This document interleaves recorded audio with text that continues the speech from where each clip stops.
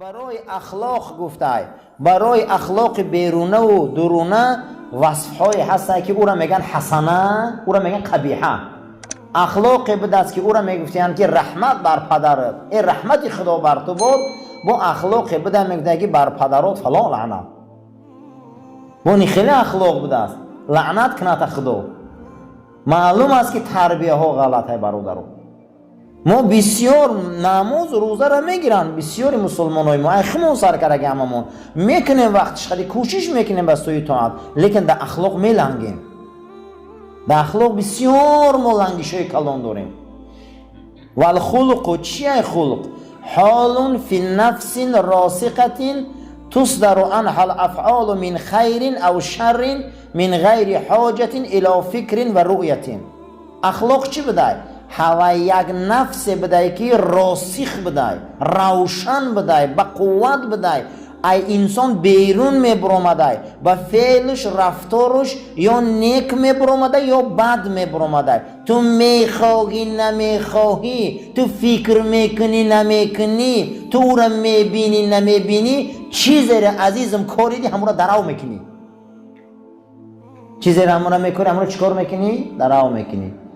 اون روشنفکری عالم اروپا کتاب نوشته درباره حالتهای فتوسینتزی، یعنی که یکی از آن به کودک آورده است که ای پدر و مادر مسلمان، این شخصیت ای پدر و مادر، در حالتی که با زناتان شما هم بیستر میشه، کودکاتان وقتی به دنیا آمدگی هم باشه، یک روز هم باشه، بالای اونها را با لطه سفید پوشانه. در چیبه در چشم کودک حالت عکسگیری داره. اگر همه فعل رفتار شما رو بینه، همون حالت شما رو عکس میگیره و عقلش که در آمد همون کار خودش کردن میگیره. حتی اسلام بینه چه احتیاط میکنه مثلا اخلاقه. امروز فرزند مونده تلفن میگیره میتیم، ها یا نه؟ ما خودمان به ناموسیم، ما خودمان پرده حیات برآمده رفتیم، ما خودمان به معنی شدستیم. چه خیل او زنی من باشه، فرزندی من باشه، دختری من باشه، خواهری من باشه، ما خودمان به پرده بی حیایی رفتیم. او را اداره کردن نتونیم، او را گپ زدن نتونیم، او را گفتن نتونیم. اگه خدا توفیقش ده و هدایتش نکنه، ناشایسته نکنه. من برای همین شخصیت گفته سه تو میخواهی نمیخواهی، میگه او تاثیر میکنه، حاصل او را میدروی. میخواهی نمیخواهی. یک کودک پدر و مادرش تماشا میکردن، همون روزه به بلاغت میرسیدن، خودش همون کار کردن میگرفتن. تو یک نگفتی برای که وقتش به ادبی ده پیش کردی، همون کار نکردی. حتی اسلام میگه روی همون به یک همون لطچی سفید چشماش پوشان که ترا نبینه، او عقل هم نداشته باشه، همون میلک که میزنه همون را سخرند کرده گرفتن میگرفته در سرش، همون فکرش جمع میکرده. یه روز به خدمت بیاید در 5 سالگی 7 سالگی میبینی که یک کارای ناشایسته کرده، حیران میشی این ای کجا یاد گرفت، این ای کجا شد. خشت اول گرنه معمار کج، خشت اول گرنه معمار کج، تا به آخر میرود دیوار کج. همین ای اول که خشت همین نیم سانتیمتر بیرون برآوردن گیر، بعد دهم رد 20 رد به یک بار بیرون میبره، کجاله میشود. گفتی و حضرت بیدیل متاسکو خواجه در فکری بالا خانه است، اما خانه از بی خانه افسرده است. آدم فکر میکنه که بالا خانه هم نغزه، بالا و منارهاش نگاه میکنه، به خبره که فوندامنت پوسیدگی کدام چپه میشه بالاش ده. خدی بچه هم بلنده، موی سرش خوشروای در اینجا میخونه، آلمان ده میخونه، بریتانیا ده میخونه، یا خیلیش قدی میشنی میگه اما قدیش سلام نمیکنه. همین که بیرحمه که ای عروس گنده شده گه باور کنه شما همین قدر. اما یک بار میگه بالا را دیده است یا قد و قامت، یک بار مغز ندیده است. برای همین اخلاق نمی بده عزیزا. تو را فکر میکنی، تو را میبینی نمیبینی، چی حرکتی را که ما و شما میکنیم عزیزا پگه میبینیم او را. ای فرزندمون بسیار اخلاق علمی مهمه. خودمان گناهگاریم، خودمان باید خودمان ببینیم، خودمان تصور کنیم که ما کیم. انا همینه عزیزا، همه مونده شرط ضرور و مهمه. قسم به خدا گفتم برادرو، خود عیب خودمونه که به همین روز آمدگیم. حقیقت اخلاق همینه که در درون انسان چی صورته که باشه در بیرون امور نشان میتیم. معنی اخلاق وقتش چی بده؟ همین درون چیزی که هست همون رو در بیرون چیکار میکنی؟ نشان میتی. انسان های دشنامتیان دونه که درونی باید خیلی درونه. انسان هایی که در این دنیا قلابن و غارتگرن و رهزنن و اخلاق های رزیله دارن، اونها را عزیزان اول درونشون کسله.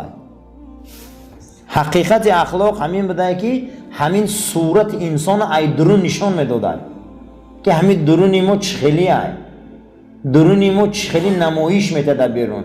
انا میره علم اخلاق میگفتیم و هی نفسه. قسمتی از علما گفتیم که هر چیزی را که ما درون مونه در بیرون نشان میده نام همون نفس بوده. هر چیزی که درونی ما را در بیرون نشان میده که ما چخیلی درون داریم در رفتار و کردار و گفتارمون، نام همین نشان میدادگی چی بوده؟ نفس بوده.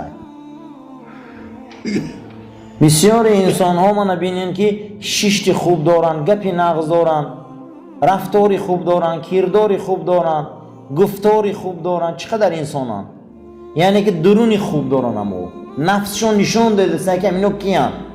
یا خیلی انسان نه اخلاق دارن، نه تمیز دارن، نه شیشتن دارن، نه خستن دارن، نه معنی گپ دارن، هم خیلی است. معلومه که نفس اینها در درون نفس رزیله، نفس خیلی آلوده که او را در دیگر کتاب ها نامش لوث میگن. نامش چی میگن؟ لوث، چرکین، بدبو.